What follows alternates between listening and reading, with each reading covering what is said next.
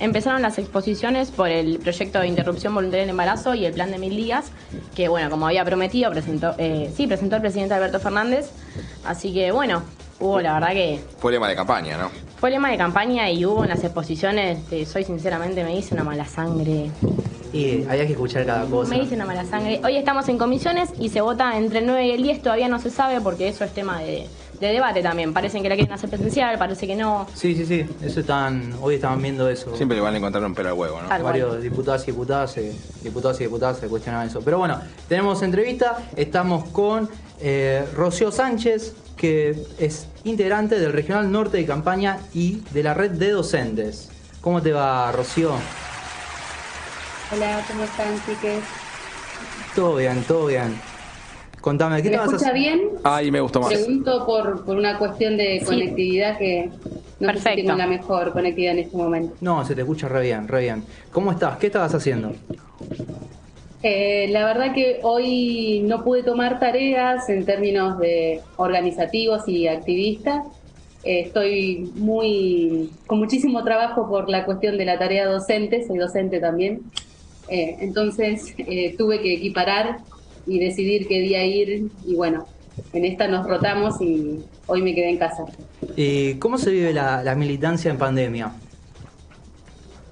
La militancia en pandemia se vive raro, estamos acostumbradas a estar en las calles, entonces nos reinventamos todos los días en términos de activismo y de sostener esta lucha por otros sentidos, por otro significado de lo que implica un proyecto de vida. Entonces este año tuvimos que hacer muchas cosas, utilizamos muchas las redes, la verdad que bueno, nos han servido un montón para incidir sobre la agenda política, sobre digamos la sociedad y bueno, nos tuvimos que reinventar constantemente. Este año como campaña hicimos muchísimas actividades de índole virtual, talleres, talleres tanto para docentes, para profesionales en las universidades, convocando a la sociedad a ser conscientes sobre lo que se trata por la lucha de este derecho. Entonces tuvimos que, digamos, reafirmar todo el tiempo por dónde íbamos y buscar ejes, digamos, comunicacionales para poder ayudar. Así que, digamos, lo vivimos un poco raro y tenso. Hola, Rocío, te saluda Sofía Llamedo. Quería preguntarte en cuanto a que resultó bastante agravante las dificultades para quienes deciden abortar en este contexto. ¿Cómo abordó este conflicto desde la campaña? O sea, ¿cómo hicieron para acompañar a aquellas personas gestantes que deciden tomar esta decisión? O sea, si de por sí es conflictivo, me imagino que en este contexto aún más.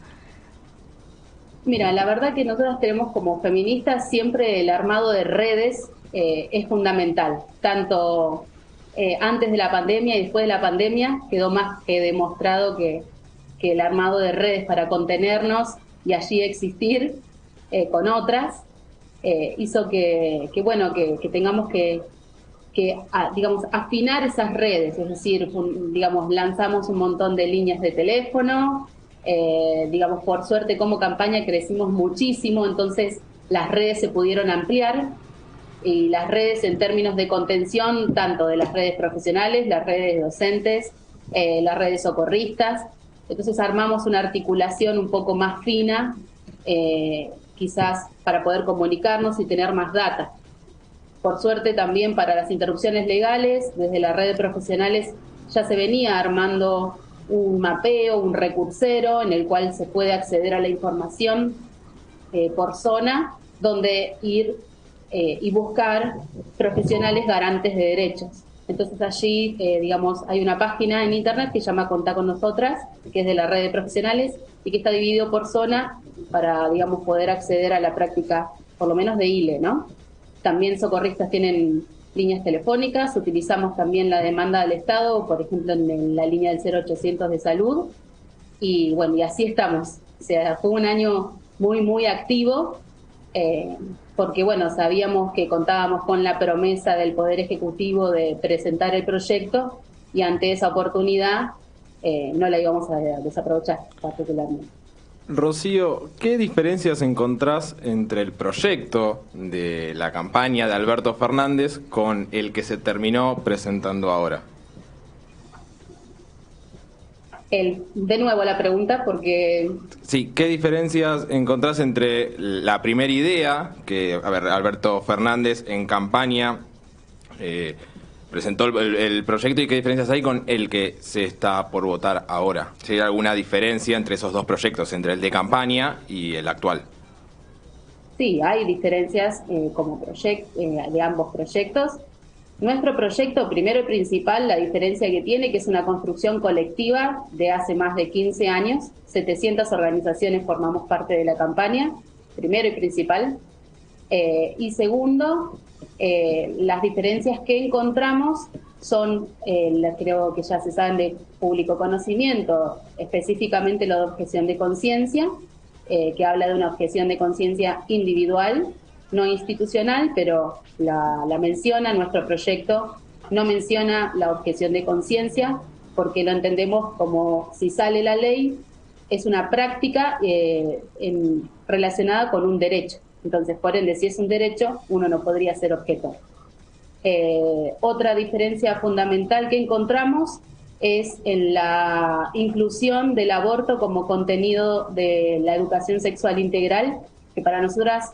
Yo soy integrante de la red de docentes por el derecho al aborto legal, seguro y gratuito, y es muy importante que se incluya este contenido.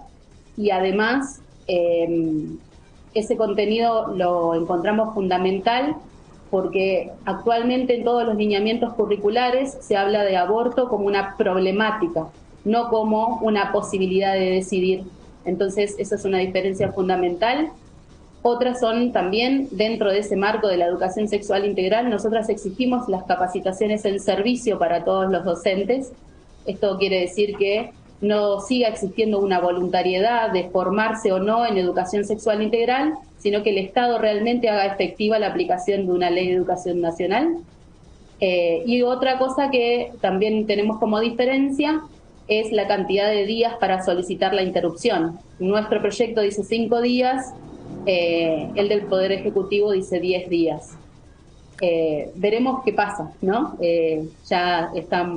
Nuestro proyecto está presentado desde el año pasado también, es por 8ª vez, y estamos tratando de incidir en la agenda política, en que salga el mejor proyecto, que obviamente nosotros defendemos el nuestro. Rocío, acabás de nombrar justamente a la ESI, la Educación Sexual Integral, y, a ver, hay mucha gente que está en contra, que piensa que educando a sus hijos sexualmente los están adoctrinando y demás falacias, ¿no? ¿Vos qué le dirías a esos padres o madres que están en contra de que adoctrinen, muy entre comillas, ¿no?, porque es su pensamiento, a sus hijos? Particularmente, primero, que no tengan miedo, que la educación sexual integral implica una apertura de entendernos como otras personas capaces de construir otro mundo, y en términos de que la educación siempre es sexual. Uso las palabras de Marcela Morgade en términos de que hay un estereotipo de género a seguir, y eso está condicionado por qué genitalidad tenés, por qué sexo te dicen que tenés que tener. Entonces, hablar de la educación sexual integral es hablar de la autonomía de los cuerpos, es hablar de ser críticas de qué cosas nos gusta hacer, qué cosas no nos gusta hacer, hablar del conocimiento, hablar de el consentimiento, identificar situaciones de abuso, identificar otros mundos posibles. Entonces, les diría que no tengan miedo. Yo lo entiendo como una cuestión de una falta de información, como docente lo digo, porque si no me enojaría con muchas personas, pero justamente lo digo, que la educación sexual integral abre caminos, habilita lugares y habilita la palabra de muchas mujeres y disidencias que han sido ocultadas todo este tiempo o invisibilizadas, y es necesario dar vuelta a la historia. ¿Y qué te pareció el proyecto de los 1000 días, el esquema que fue tomado de San Juan, que rige desde 2016? Mira, particularmente como campaña, nosotras no vamos nunca a estar en contra de derechos que sean adquiridos para las mujeres o personas gestantes en situaciones de vulnerabilidad. Hay que ver cómo conviven varios proyectos, ¿no?, cómo se articulan, y ver allí cómo se llevan a la práctica. Particularmente nosotras como campaña no tenemos algún inconveniente con ese con ese proyecto. Al principio nos hizo un poco de ruido, es la verdad, pero bueno, entendemos que hay personas que aún así en situaciones de vulnerabilidad quieren seguir un proceso de gesta, llegar a ser madres y digamos que si el Estado acompaña esa situación no nos parece ilógico, nos parece razonable. Rocío, ¿crees que con las marchas anticuarentena se reforzó un poco este concepto de pro vida por su ideología bastante extraña y extremista que tienen? Porque en la mayoría de estas marchas siempre hay alguno que reforzaba ese concepto. ¿Crees que esto haya sido tan visible a nivel de los medios influyó en parte en la sociedad en cuanto a este concepto de lo que se presenta del IVE? Particularmente creo que entiendo que la cuestión de pro vida, nosotros no diríamos pro vida, para nosotros son antiderechos. Tal cual. Y o sea, obviamente coincido con lo que me estás diciendo, que son anticuarentena. Entonces, como nosotras, por una cuestión, nosotros defendemos un derecho de salud también, ¿no? Entonces, además de una justicia social y equidad. Entonces, nos parece fundamental reforzar que nos estamos reinventando para poder acompañar esta lucha en las calles con distanciamiento social, cuidándonos, porque sabemos que estamos con una pandemia que el mismo Poder Ejecutivo y desde el Ministerio de Salud salen a decir que no es una pandemia controlada, que todavía no se sabe bien qué hacer. Y en esto, con respecto a los anticuarentena y a los mal llamados providas, que vuelvo a insistir que para nosotras son antiderechos, se manejan desde la falta de información, desde las ganas de desinformar. Entonces creemos que está muy ligado al poco conocimiento científico que se tiene sobre la pandemia y sobre un montón de cosas. Una de las cosas sería la interrupción voluntaria del embarazo. ¿Y qué sensación tienen desde la campaña? O sea, teniendo en cuenta que del 2018 a hoy día como que el Senado sigue bastante peleado, pero bueno, desde adentro, ¿cómo se sienten ustedes ante este momento que vuelve a ser histórico, ¿no? Porque recordar que el IVE es una deuda de la democracia.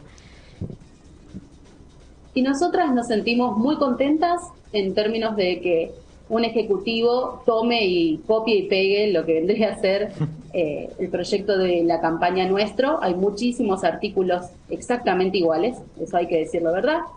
Obviamente marcamos las diferencias, que para nosotras no es poca cosa que incluya la objeción de conciencia, no es poca cosa que no incluya la educación sexual integral en términos de capacitaciones en servicio y la inclusión del aborto como contenido de la ESI.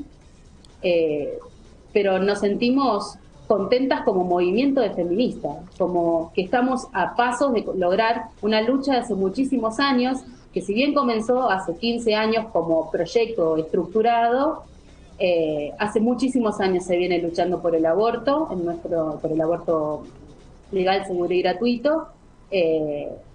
Quizás deberíamos de profundizar un poco un aborto feminista, pero eso vamos un poco más adelante.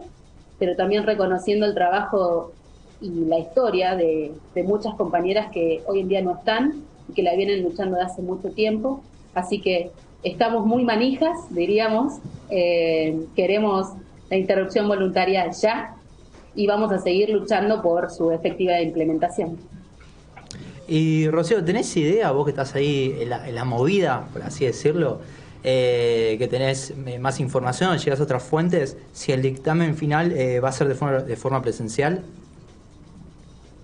Mira, nosotros no sabemos específicamente, sabemos en cuanto a lo que si se hace presencial o no, es lo mismo que ustedes saben, claro. Es la verdad. Sabemos que es una puja de el Cambiemos. Una maniobra.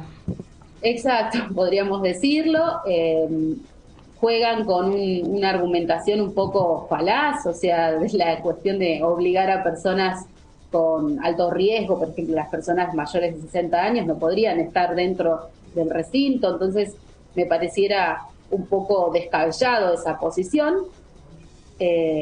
Esperemos que no nos juegue para nada en contra de nosotras, y si se hace en otro lugar, y bueno, iremos a otro lugar. Digamos, yo respondería que si se hace La Plata, vamos a La Plata. Si se hace en Ushuaia, lo haremos en Ushuaia. Pero vamos a ir a acompañar y como activistas vamos a estar esperando el proyecto que hace mucho tiempo decíamos. Bueno, muchísimas gracias, Rocío, por tomarte el tiempo. Gracias Así a que ustedes. de parte de nosotros te agradecemos. Gracias. Gracias. Gracias por la Que lucha sea ley. también. Igualmente.